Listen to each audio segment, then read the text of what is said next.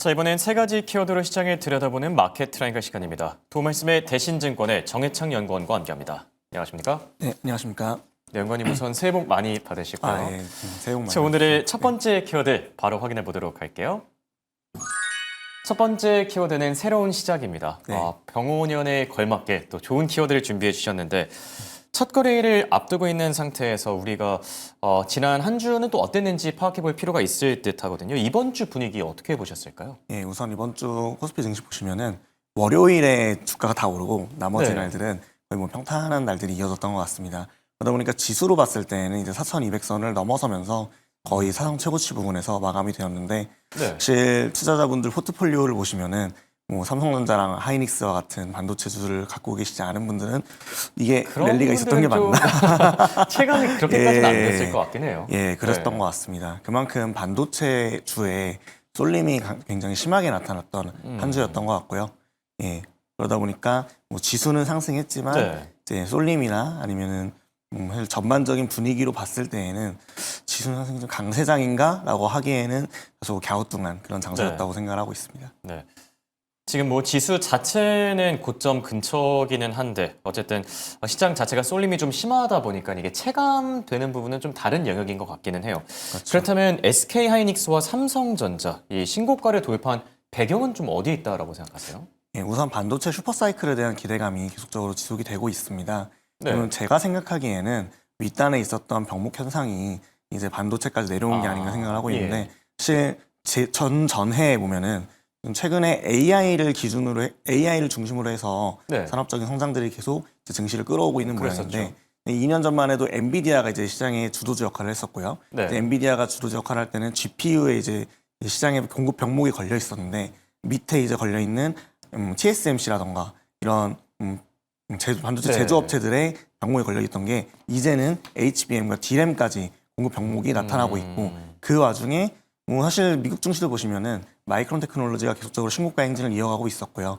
그러다 보니까 사실 SK 하이닉스와 삼성전자 같은 경우는 마이크론보다는 조금 늦게 시동이 걸렸지만 네. 그래도 신고가를 갈 수 있었던 분위기가 이미 시장에 형성이 되어 있었다고 생각을 하고 있습니다. 네.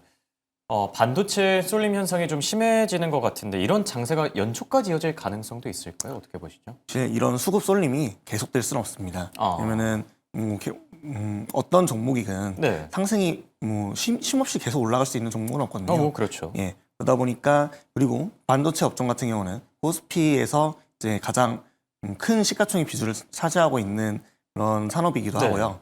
반도체로 일단 수급 쏠림이 들어와서 충분히 상승을 한 다음에 그 이후의 순환매 과정에서 나머지 업종이나 종목들로도 원기가 확산될 수 네. 있을 것으로 생각을 하고 있습니다. 네.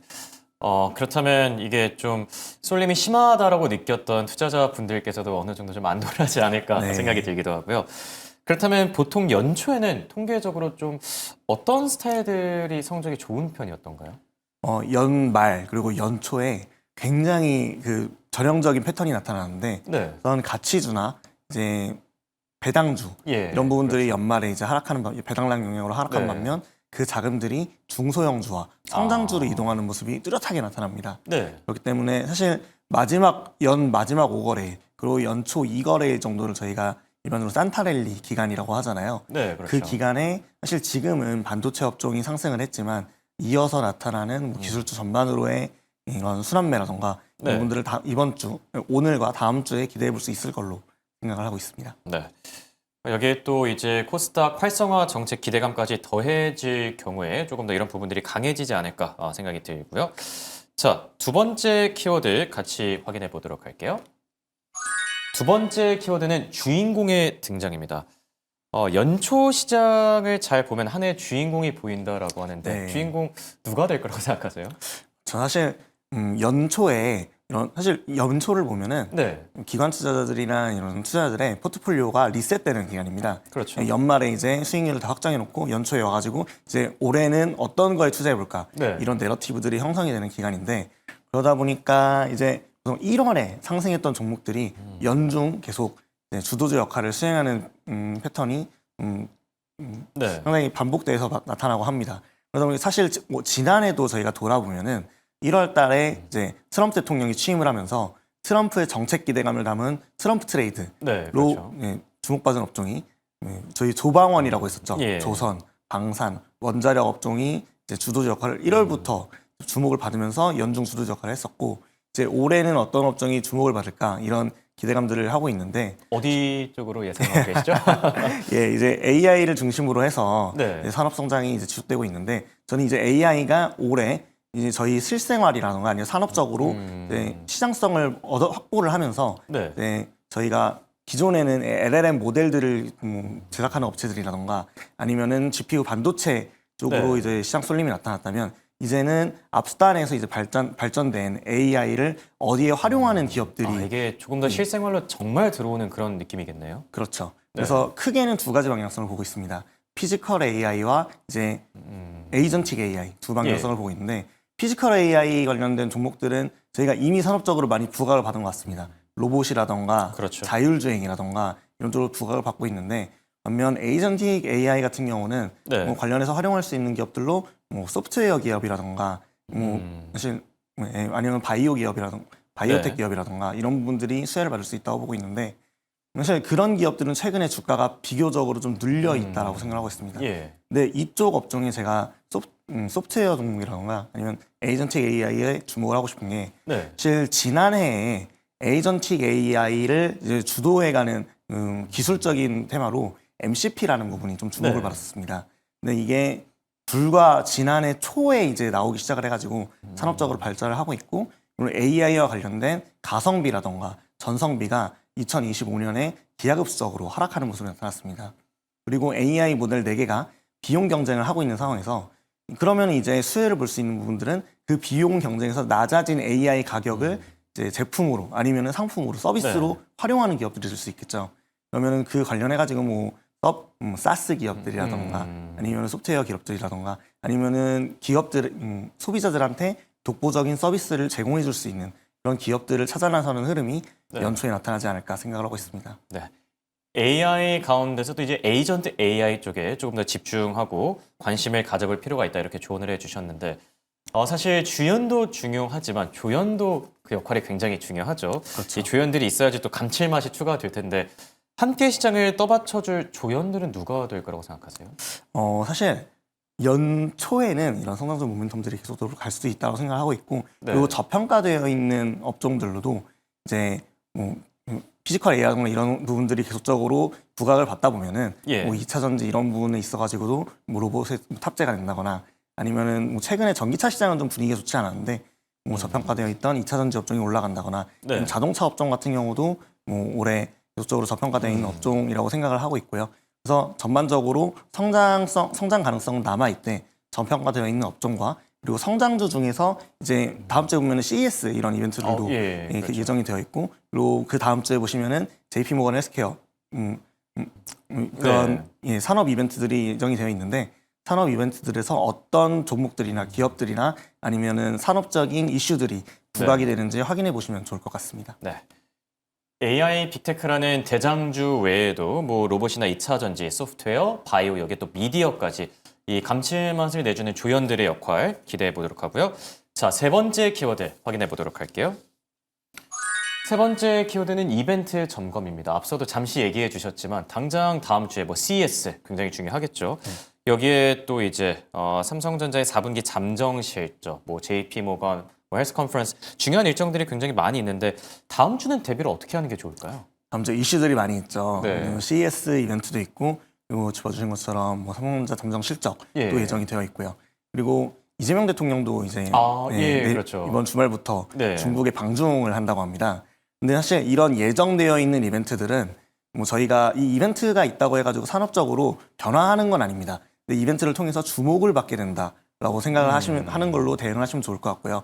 그렇다 보니까 이거를 저희가 예측하기보다는 대응의 영역으로 투자자분들은 해석을 하시는 게 좋을 것 같아요. 네. 뭐 사실 CES에서 지난해를 돌이켜 보면은 뭐 젠스랑 CEO가 이제 양자 컴퓨터 관련해가지고 언급을 하면서 양자 컴퓨터가 상용화되긴 좀 먼 것 같다라고 네. 얘기를 하니까 양자 컴퓨터를 떨어졌다가 예, 잘못 그랬었죠. 생각했던 것 같다. 그래서 다시 올랐다가 이런 식으로 이슈에 따라 가지고 주가가 급등락하는 모습이 자주 나타나거든요. 발언이 상당히 중요하겠네요. 그렇죠. 네. 그러다 보니까 이제 모니터링을 하시되 뭐 기존에 이제 보유하고 계시거나 아니면은 주목받기 전에 포지셔닝을 이번 주에 미리 잡아놓으신 투자자분들은 네. 만약에 다음 주에 이슈가 부각이 된다라고 하면은 뭐 차익 실현이라던가 아니면은 수익을 이제 본인 포트폴리오 비중에 맞춰가지고 조절하시는 기회로 삼으실 것 같고 네. 다만 제가 말씀드리고 싶은 거는 이거는 미리 대응해서 포지션을 잡아놓으신 분들의 영역입니다. 아. 다음 주에 이슈가 터지는 걸 보고서 네. 그때 추격 매수하시는 거는